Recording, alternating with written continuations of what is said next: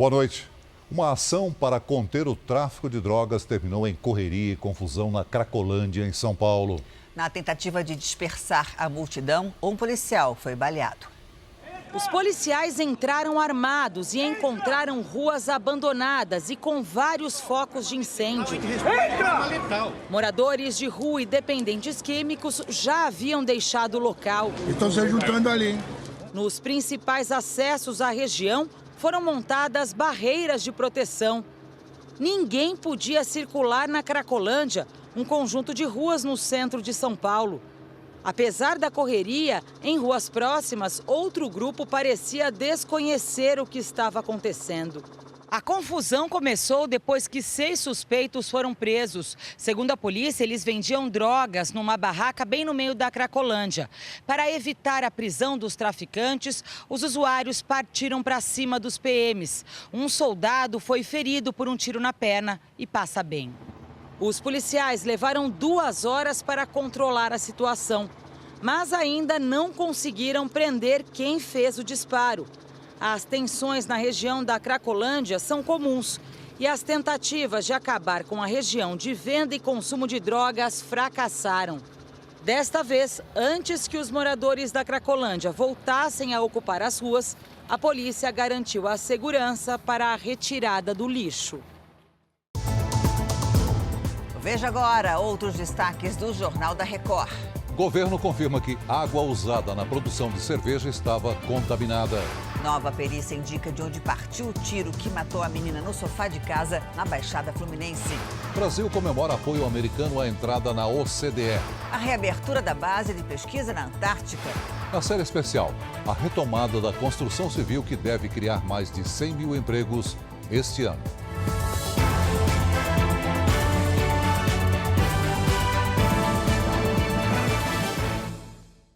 Oferecimento Ágora. Investir transforma incertezas em planos. Invista com a gente.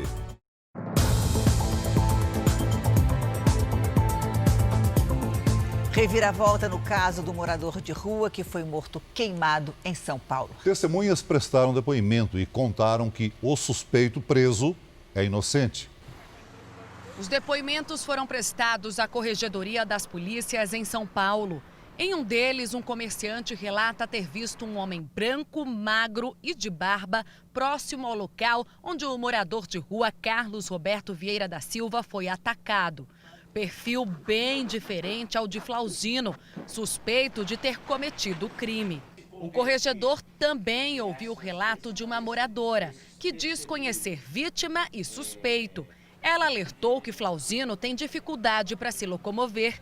Portanto, não seria o homem que aparece nas imagens do circuito de segurança. Ela diz que o morador de rua que está preso tem problemas de locomoção, de mobilidade, tem inchaço nos pés e que ela vendo as imagens da pessoa ateando fogo e correndo, na opinião dela, não é da pessoa presa, porque essa pessoa teria dificuldades de correr porque tem dificuldade de mobilidade. Esses 2 depoimentos vão na contramão do perfil de quem está preso.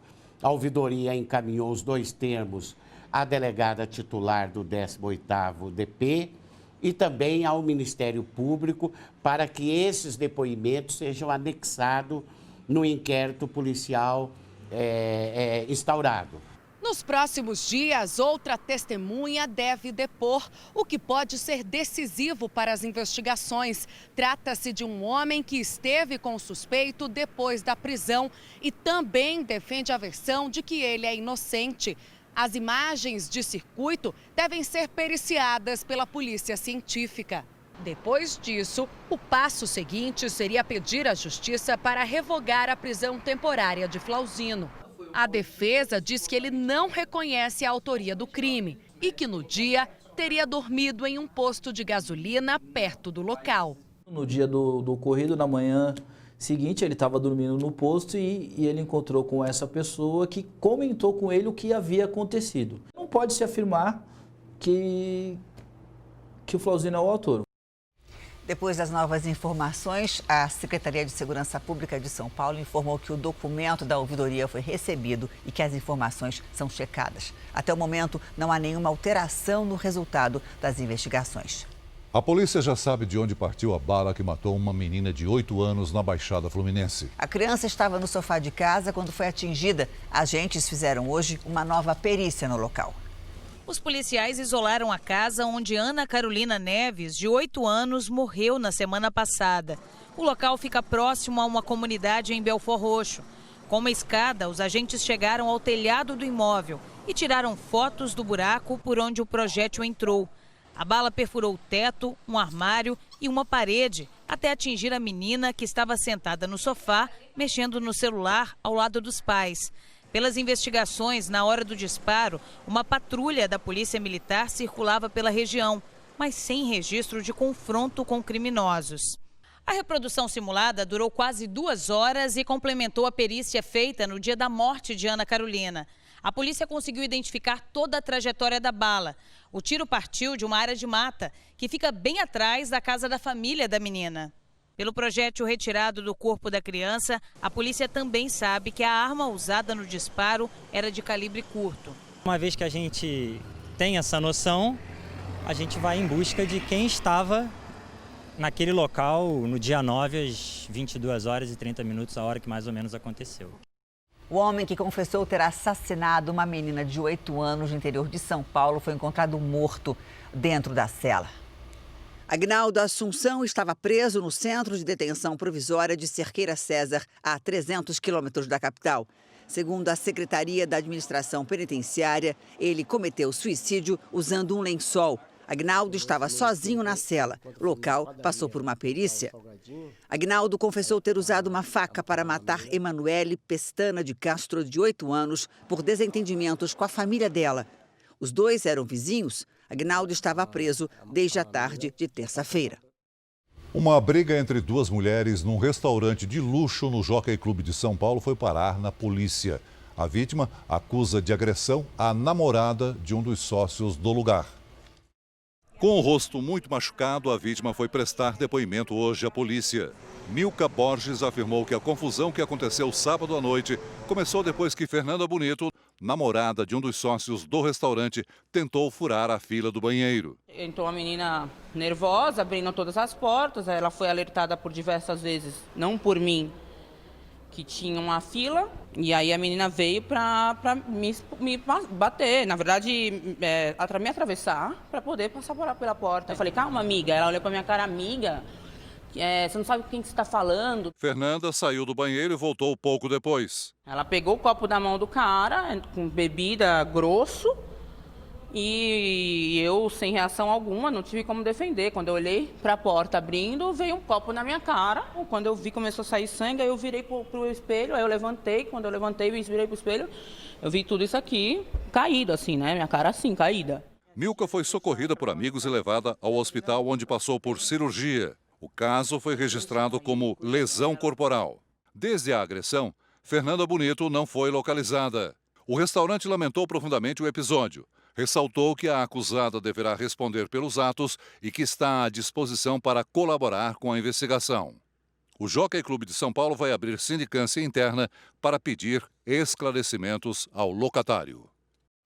Alerta contra a dengue. Os 9 estados da região Nordeste, além do Espírito Santo e também o Rio de Janeiro, podem ter um surto da doença a partir de março. Boa noite para você, Felipe Costa.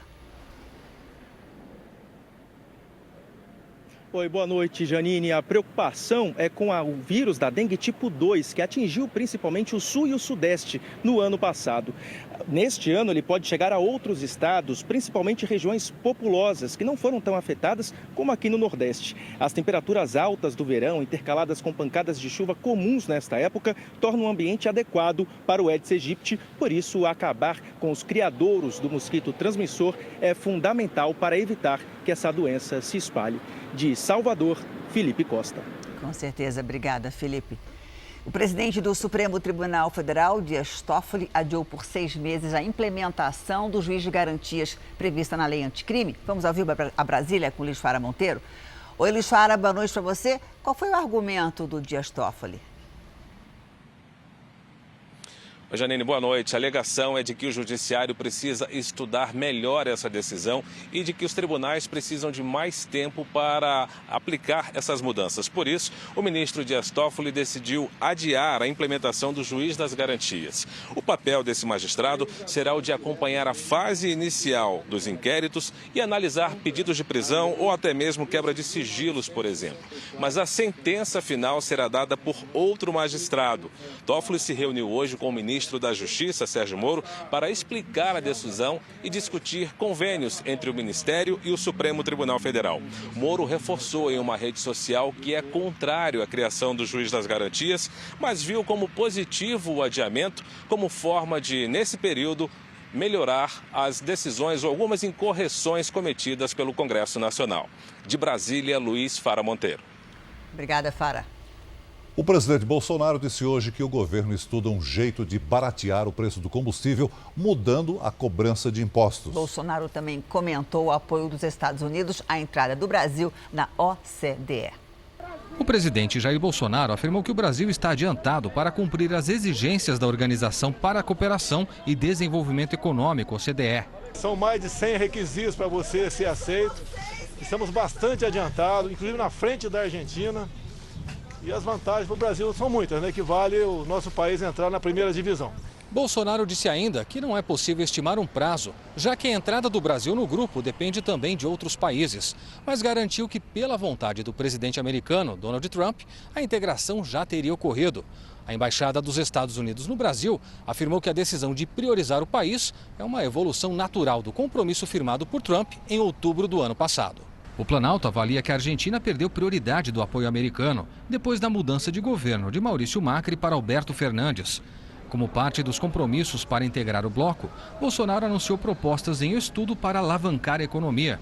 Entre elas, mudanças na forma de cobrança de impostos e uma possível redução no preço dos combustíveis. Pelo que tudo indica, o grande problema é que o preço o percentual do ICMS, né, no nosso entendimento, é que deve incidir no preço do combustível lá na refinaria e não na bomba no final da linha. Caso contrário, quando há essa redução na refinaria, não diminui na ponta da linha. O Conselho da OCDE se reuniu hoje na França com representantes dos países do grupo. Participar da OCDE é como ter um selo de aprovação mundial que aumenta a confiança dos investidores na economia do país. A sigla se refere ao nome Organização para a Cooperação e Desenvolvimento Econômico. Na prática, as 4 letras servem como garantia para investimentos do mundo todo. Fundada em 1948, a Organização Econômica Europeia foi criada para ajudar na reconstrução do continente no pós-guerra. Com o passar dos anos, a instituição cresceu e mudou de nome. Hoje são 36 integrantes que formam o chamado Clube dos Países Ricos. Entre eles, Portugal, França, Alemanha, Israel e Estados Unidos. Com o processo de inclusão, o Brasil passa a ser parceiro das grandes potências, uma liderança entre os países em desenvolvimento. Apesar do anúncio, a confirmação como integrante da OCDE deve levar mais de um ano. Na América Latina, apenas Chile e México estão no clube, enquanto Colômbia já está no processo.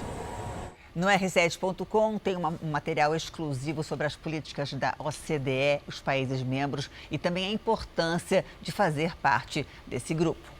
Estados Unidos e China assinaram hoje um acordo que sinaliza uma trégua na guerra comercial entre os dois países. Vamos a Nova York com Heloísa Vilela. Boa noite, Heloísa. Dá para dizer que essa disputa de quase 2 anos chegou ao fim? Isso ainda não se sabe, Celso. Boa noite. Mas o entendimento anunciado hoje, com certeza, provoca alívio no mundo inteiro, porque essa tensão ameaçou desestabilizar a economia mundial. O presidente Donald Trump disse que o acordo vai corrigir erros do passado e será implantado em etapas. Nessa, que é a primeira, o governo chinês vai comprar mais produtos de empresas americanas no valor equivalente a 800 bilhões de reais. E os Estados Unidos, por enquanto, vão manter as sobretaxas já impostas para que alguns produtos chineses sejam vendidos aqui nos Estados Unidos. De Nova York, Heloísa Vilela. Obrigado, Heloísa. Veja a seguir. A água usada na produção de cerveja estava contaminada com substância tóxica. E ainda hoje, na série especial, a construção civil acelera as contratações. Quais são as áreas do setor que mais precisam de trabalhadores?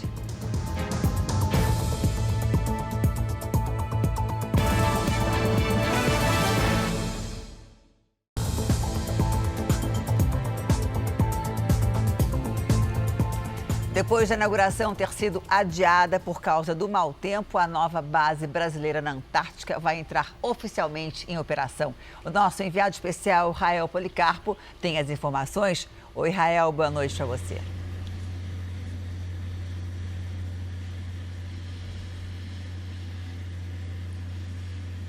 Olá, Janine, Celso, boa noite. A cerimônia de inauguração da nova base de pesquisa do Brasil aqui na Antártica deve acontecer daqui a pouco. O vice-presidente da República, o general Hamilton Mourão, e alguns ministros já estão aqui na Ilha Rei Jorge. Eles decolaram de Punta Arenas, cidade chilena mais próxima aqui da Antártica, por volta do meio-dia. A comitiva presidencial chega na Antártica num dia bastante gelado. A temperatura é de 1 grau, com sensação térmica de -10. A estação Antártica Comandante Ferraz é uma das mais seguras e modernas de todo o mundo. O complexo no Polo Sul, com mais de 4.000 metros quadrados, está pronto para receber os pesquisadores e cientistas. 29 pessoas vão tomar conta desse lugar especial, vão gerir, vão ser os administradores desse lugar. Isso é a Antártica. E o Brasil é um desses administradores. Nossa opinião vale tanto quanto a de um russo, de um chinês, de um americano, das grandes nações do mundo. A estação foi criada em 1984, mas em 2012 foi destruída por um incêndio.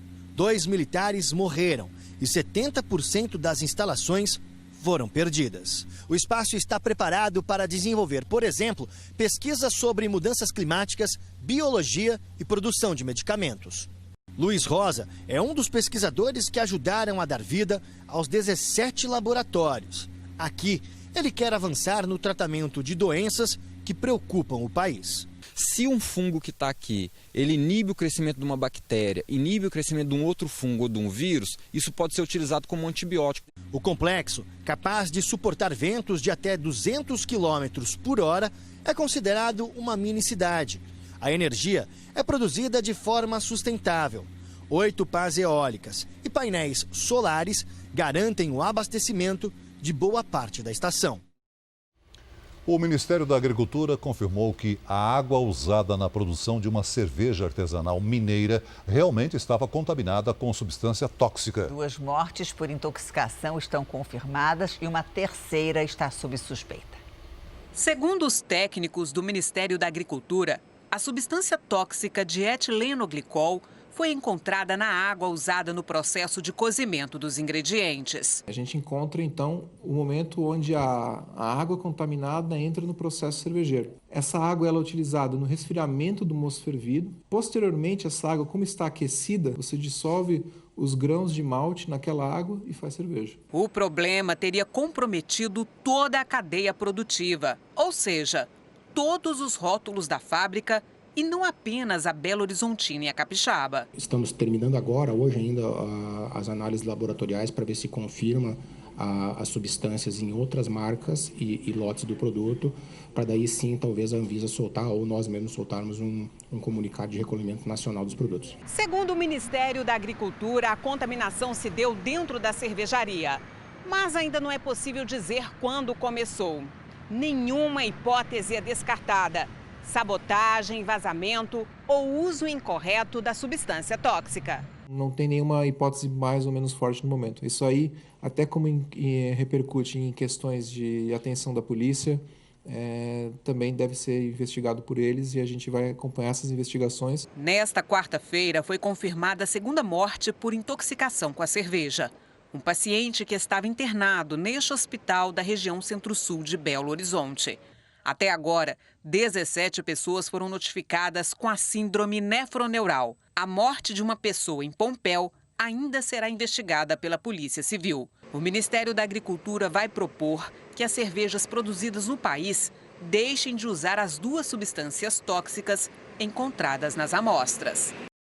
A fabricante da cerveja reforça em nota que colabora com as autoridades e apoia as famílias atingidas.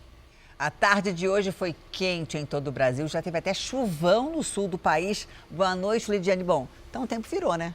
Virou, viu, Janine? Boa noite para você, para todo mundo que nos acompanha. Inclusive, em Porto Alegre, ventos e temporais já provocaram a queda de dezenas de árvores. Há vários bairros sem energia. Isso acontece porque uma frente fria avança. E amanhã, essa frente fria vai espalhar ainda mais as nuvens carregadas sobre os 3 estados da região. As rajadas de vento devem chegar aos 90 km por hora entre o Rio Grande do Sul e Santa Catarina. A chuva pode vir com granizo entre o Paraná e Minas Gerais e em Mato Grosso do Sul. No litoral norte de São Paulo, na Serra da Mantiqueira e no Vale do Paraíba, o risco é para deslizamentos e alagamentos. Agora, de Goiás até Roraima, faz calor e chove em um ponto e em outro não. Do Amapá até o Acre, a chuva pode provocar inclusive alagamentos. Do norte de Minas até a Paraíba, aí vamos ter tempo firme. Em Belo Horizonte e em Curitiba, risco para alagamentos também, máximas de 28 e 27 graus. Em Rio Branco, a chuva continua e faz 30. Lidiane, no nosso tempo delivery, a Isildinha, fico imaginando a Isildinha, fofinha, pequenininha, e o marido dizem que são fãs do JR, muito obrigada, e compartilham com a gente esse lindo pôr do sol em Limeira, interior de São Paulo. E ela quer saber como é que vai ficar o tempo amanhã lá. Vamos lá, Isildinha, bela paisagem aí, hein? Olha, o calor continua, mas vem chuva pesada por aí. 30 graus amanhã e faça um favor, avise o pessoal que a Defesa Civil alerta para alagamentos e deslizamentos nos próximos dias em todo o estado de São Paulo. Na capital paulista, amanhã vai fazer até 31 graus. Em Porto Alegre, pode acontecer algo que é mais comum no inverno, a chamada máxima invertida. O dia começa abafado e à noite o calor diminui. Pela manhã faz 27 graus e depois, no fim do dia, apenas 19. Vamos nos preparar. Sim, obrigada, Lidiane. Até amanhã. A seguir, um prédio em Salvador que seria usado para esconder propina desviada da Petrobras. E na série especial, o setor econômico que está empregando. E as funções onde há mais vagas, você vai saber logo depois do intervalo.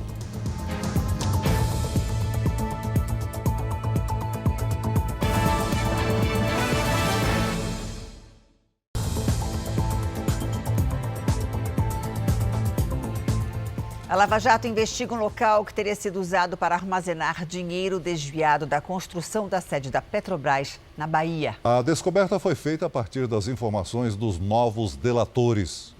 Segundo o empresário Alexandre Soares, que fechou acordo de delação premiada, o prédio comercial no centro de Salvador escondia o bunker. No local, haveria um cofre, onde seriam guardados os valores para serem entregues de acordo com a necessidade para os dirigentes da Petros, o fundo de pensão dos funcionários da Petrobras, servidores da própria estatal e integrantes do Partido dos Trabalhadores. A sala pertence a uma empresa em nome do pai do delator, Mário Soares, que também fechou acordo de colaboração com a Justiça. Pai e filho eram donos da Mendes Pinto Engenharia, que fazia a gestão da Torre Pituba, construída em uma parceria da Odebrecht com a OAS. A obra custou 1 bilhão e 300 milhões de reais. Segundo as investigações, as duas construtoras pagaram 68 milhões de reais em propinas para levantar o prédio, que pertence à Petros. Para garantir o negócio, a estatal se comprometeu a alugar o edifício por 30 anos. As revelações feitas por pai e filho servirão como base para outros pedidos de investigação na Lava Jato. Além disso, as delações dos empresários baianos servem como reforço a outra delação, a do ex-ministro Antônio Palocci, que fez denúncias de corrupção em fundos de pensão administrados pelo PT. O dinheiro teria abastecido as campanhas de Jacques Wagner ao governo da Bahia e da ex-presidente Dilma Rousseff em 2010. De acordo com o delator Mário Soares, quase 10 milhões de reais foram diretamente para o partido. A parte que teria beneficiado Dilma Rousseff seria operada pelo ex-tesoureiro da sigla, João Vacari, e repassada em forma de mesadas entregues na sede do PT em São Paulo. O advogado de João Vacari Neto disse que ele nunca foi tesoureiro da campanha de Dilma Rousseff e que os delatores tentam diminuir as penas. A defesa do senador Jacques Wagner disse que ainda não teve acesso ao conteúdo da delação. A Petrobras e a Petros informaram que colaboram com as autoridades. Os demais citados na reportagem não foram localizados ou não retornaram aos nossos contatos. O presidente da Companhia de Água e Esgoto do Estado do Rio de Janeiro afirmou hoje que a água distribuída à população fluminense não oferece riscos à saúde. Desde o começo do ano, ela apresenta mau cheiro e aparência duvidosa. As prateleiras são o termômetro do medo dos cariocas. A água mineral sumiu. Para cozinhar, estou comprando água.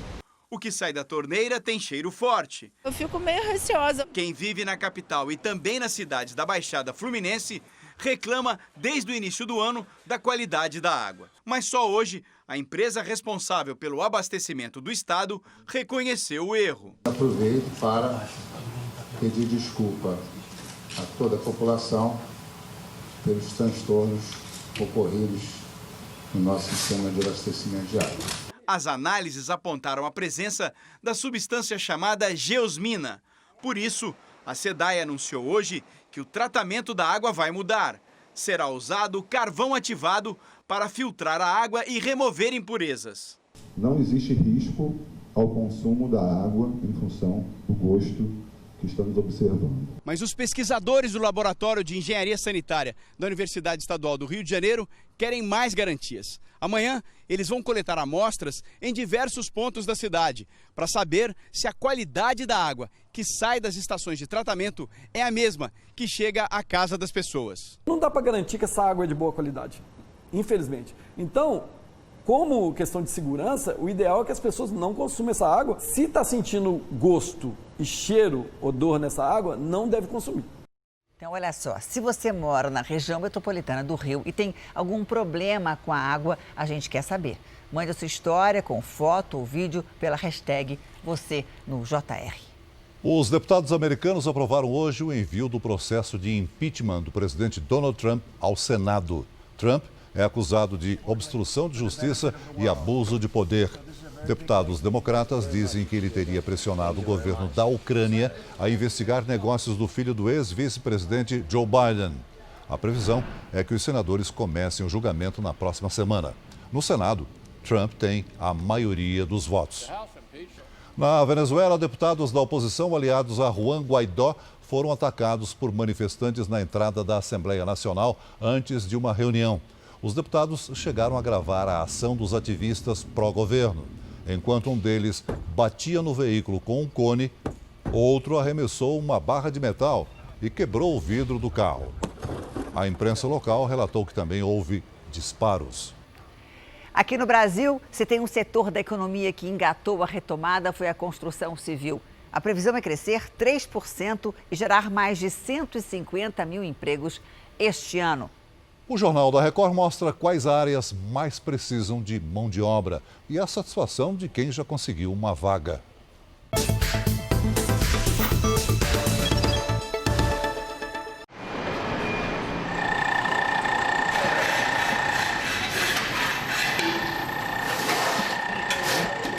Da manhã, uma sinfonia de ferramentas começa a soar na capital paulista.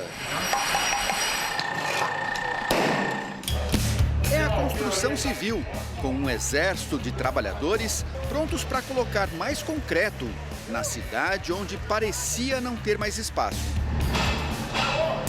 No canteiro de obra, um dos trabalhos mais perigosos é o do Carlos, eletricista. Recém-contratado, depois de ficar 6 anos parado em casa, ele só tem medo mesmo é do desemprego. E olhar carro na rua, trabalhar de flanelinha e tudo, entendeu? Fiquei um bom tempo, dormindo nos albergues quando tinha um tempo, entendeu?